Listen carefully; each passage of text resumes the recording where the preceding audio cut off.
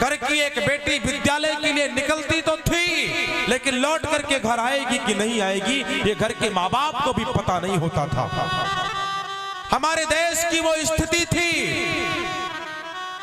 जब विश्वविद्यालय के सामने आकर के कोई स्कॉर्पियो रुकती थी और ये तय किया जाता था कि किस बेटी को उठा करके बैठाना है।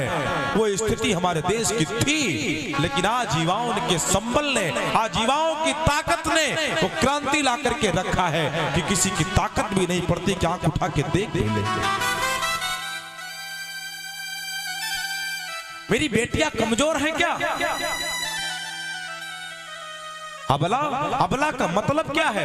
आ माने भगवान, बला माने बल। जिसके बल साक्षात भगवान हो वो कमजोर नहीं हो सकता। अरे मेरा वही भारत है जहां पर महारानी लक्ष्मीबाई अपने सर पे साड़ी के कफन को बांध करके अंग्रेजों के बीच में तलवार लहराती हुई दिखाई पड़ती है। ये वही भारत है जहां पर याज्ञवल्क्य जैसे प्रकांड विद्वान को गार्गी जैसी नारी ललकारती हुई दिखाई पड़ती है। ये वही भारत है जहां पर मदालसा इतिहास गढ़ती है। अरे ये वही भारत है जहां की कुटिया की एक आदिवासी महिला सबरी की कुटी में जाकर के मेरा राम जूठे बेरों को खाता है। मेरे देश की नारियां कभी कमजोर नहीं थी। यदि कमजोर होती ना तो एक ही देश केवल भारत है जिसके अंत में मां लगाया गया। भारत को माता का दर्जा दिया गया। भारत माता, एक भी देश आप बता दीजिए जिसको माता कहा जाता हो। एक भी देश बताइए, गिनाइए। आपने कभी सुना अमेरिका माता, ऑस्ट्रेलिया माता, चीन माता, पाकिस्तान माता, ईरान माता, इटली माता? सुना क्या? नहीं सुना। इकलौता देश मेरा भारत है।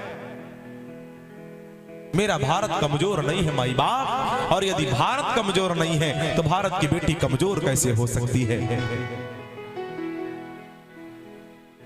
हमारे भारत में जानकी आई हैं, राधा आई हैं, रुक्मिणी आई हैं, लक्ष्मीबाई आई हैं, और इसीलिए मैं भारत की बेटियों से एक निवेदन करता हूं, अपने माँ बाप को कुछ भी मत देना, चलेगा।